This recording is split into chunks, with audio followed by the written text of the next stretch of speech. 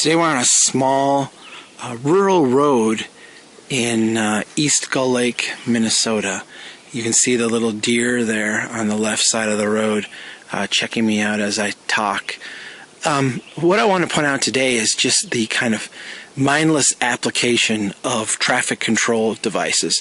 In this case, a centerline stripe. This is a small dead-end road. You can see it's about 18-20 feet wide. Wide enough for two cars to meet. Actually, it could be a little bit narrower because there's only a dozen homes along this road. The odds of two cars going in the opposite direction at any one time is very, very small. And if they did, the slight inconvenience of having to slow down and pull over is not enough to justify the extra 8 feet of pavement you've got out here. But nonetheless, the city standard calls for 2 lanes so people can go in opposite directions at high speeds. But interestingly enough, they've gone out and then striped the road just kind of mindlessly. Like, here's the centerline stripe.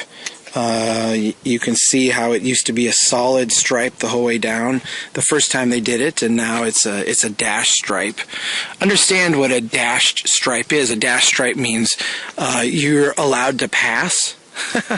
So, in the off chance that you meet someone here on this 1/8 of a mile, and you feel the compulsion to pass them, you have the permission of these traffic devices to do that.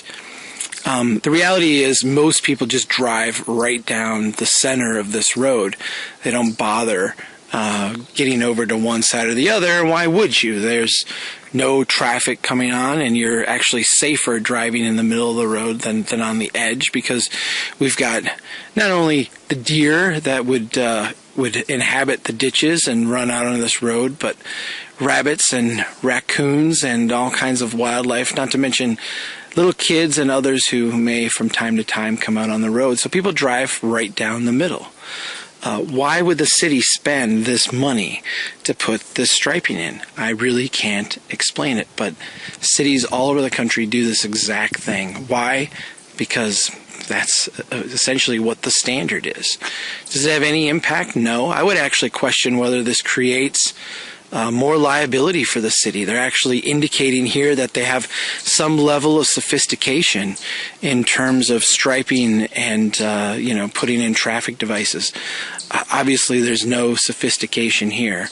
This was kind of a mindless application of a standard that just doesn't make any sense at all. Save yourself the time, save yourself the expense, and save yourself whatever liability you may take on. Don't bother to put in this kind of striping.